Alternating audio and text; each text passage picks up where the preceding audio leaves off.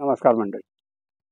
माझा आज व्हिडिओ ही बरीच सासरे मंडळी बघत असतील आणि सासऱ्यांना माहीत असेल की सून घरात आणणं म्हणजे कटकट घरात आणणं.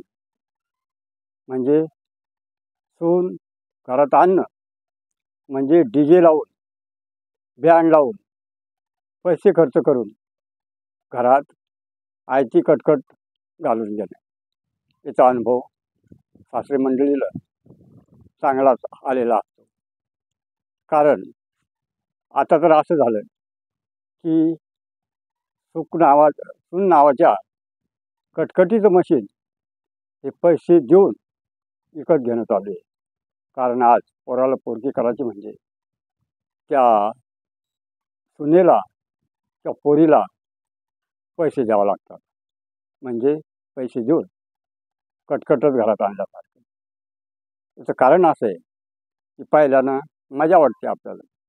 कोणत्याही सासऱ्याला वाटतं की माझ्या मुलाचं लग्न व्हावं, मला चांगली सुनबाई यावं, म्हणजे माझ्या घरात अत्यंत आनंद असेल, मला भरभरून सुख मिळेल, माझ्या संसारात आनंदाला पारावर राहणार नाही.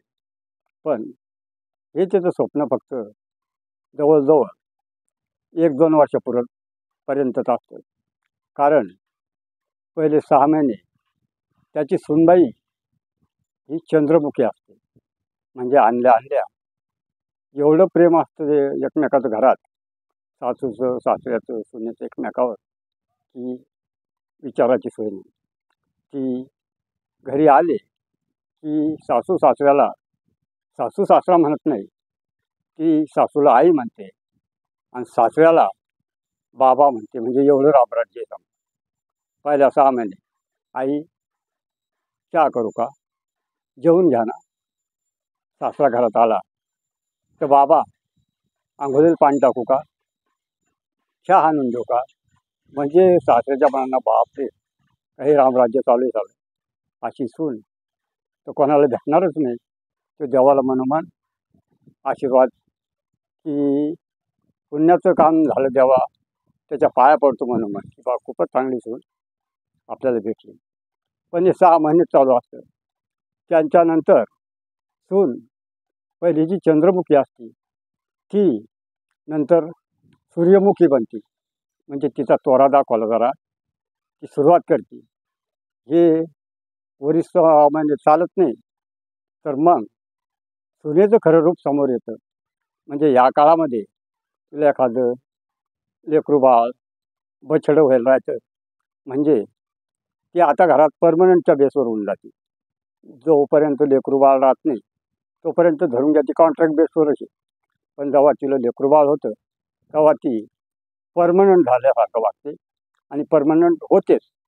आणि मग ती खरं रूप दाखवायला चालू करते. म्हणजे ती ज्वालामुखी होते. आणि तुम्हाला माहीत असेल की ज्वालामुखी झाला म्हणजे भूकंप होतोच.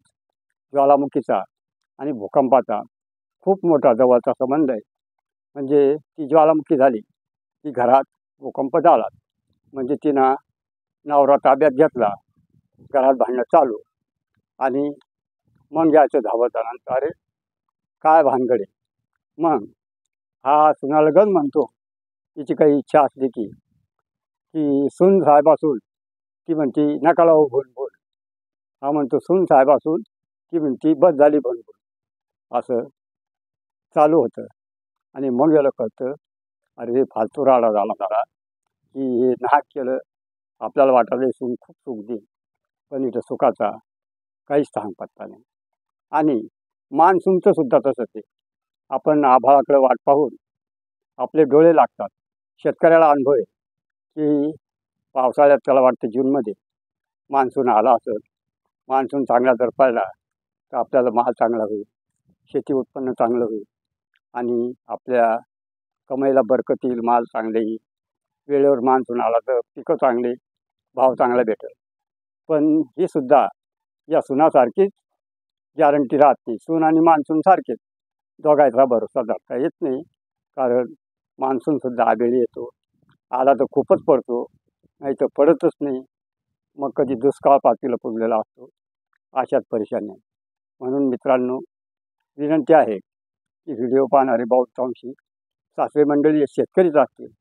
म्हणून सुनेचा आणि मान्सूनचा म्हणजे सून आणि मान्सून दोघं सारखेच आहे. दोघाचा सुद्धा भरोसा धरू नका. म्हणून हा थोडा वैचारिक आणि विनोदी व्हिडिओ टाकलेला आहे.